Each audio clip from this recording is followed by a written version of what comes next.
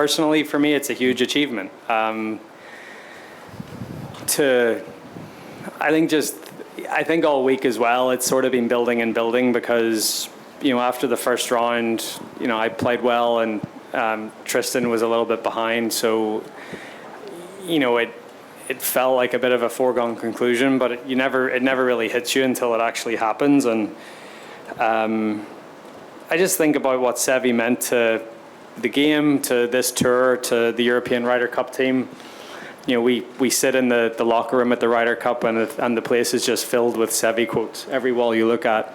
We had a changing room last year in Italy with the last shirt he ever wore when he played the Ryder Cup at Oak Hill in '95. So I think it was that, and then combined with the fact that I've had so many close calls this year, and I certainly didn't make it easy for myself out there either on the back nine. So I think just the combination of the Seve thing plus finally getting over the line in what's felt like a long time.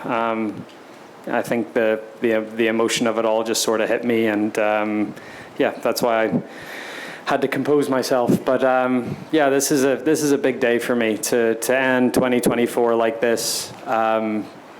It means a lot. It really does. I can enjoy the little bit of off time that I have now, and really looking forward to 2025. I'm going to look back on 2024, and I'm going to have 4 wins. 3 individual ones. 2 in Dubai, Quail Hollow, and the win with Shane at the Zurich Classic.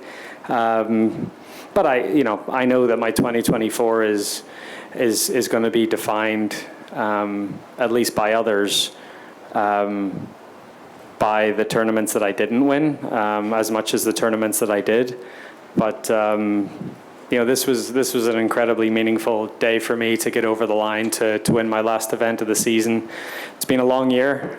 This is my 27th event of the year, and to dig deep when I had to, especially those last 3 holes, the 2 swings on 16, the swing on 17, and the 2 swings in the last. If I look back on this week, that's what I'm going to remember, and that's what I'm going to take with me going forward. So I was looking at the leaderboard today, and I saw Tom had got into the top 10, and I was like, okay, good. And then when I was walking off the last, I didn't see his name, and I was like, oh. And I saw him before I signed my card, and he was there. He was congratulating me, but I didn't want to ask. And I was like, yeah, yay or nay? And he said yes. So very happy for him. That was a massive goal of his all year, was to get one of those 10 cards and go and play in America. So super happy for him. Rasmus has had an amazing year. To get that first card, to get him into some of the signature events as well is pretty important. So look, I think Europe has a lot of good young players, and that obviously bodes well for the future for European golf, for Ryder Cups. So it's an exciting time. No, I think what I've learned is it doesn't have to be important for everyone else. So like, I think what I did today is very meaningful for me personally.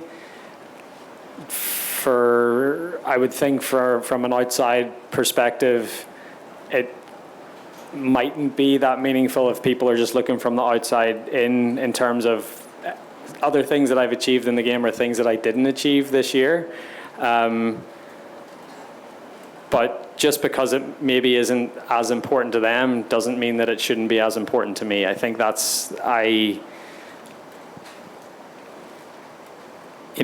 made a commitment, I think, over the last 3 years to prioritize trying to win the race to Dubai and trying to play as much as I can on the DP World Tour. And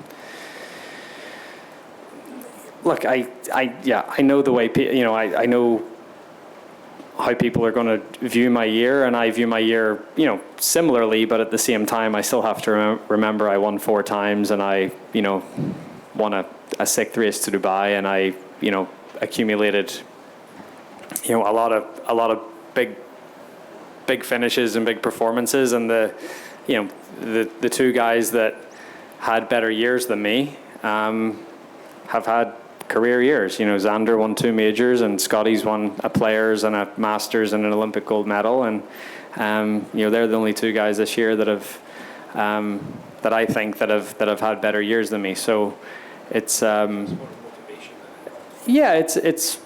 it's a motivation, but I think I need to find that motivation from within. That's not something, I've never been one to look externally for motivation sometimes, but for the most part, I think you need to find it within yourself, that motivation to go on and achieve what you want to. Absolutely. I mean, I've come this far, I may as well try to get to 8 or 9. As I said, I think getting to 6 and this 3 in a row, so prioritizing the race to Dubai and DP World and trying to achieve something that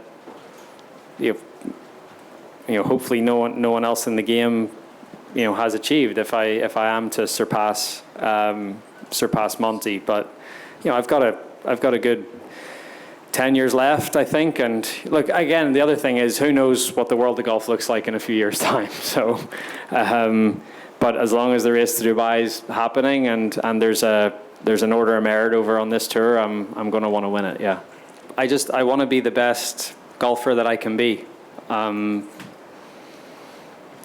that's what I've always wanted, and I never knew where that would get me.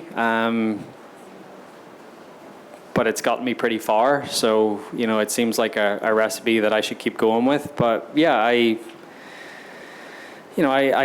think I do a good job of setting myself goals throughout the year and trying to, I think I'm much better at setting like little short-term goals and trying to work my way through those, and then hopefully by the end of the year it sort of adds up to something bigger than that. So but yeah, as long as I'm feeling healthy and feeling like I have the game to compete at the highest level, I'm going to try to get the best out of myself up until the point I feel like I'm no longer good enough to compete at the highest level. But I feel like that's a very long way away.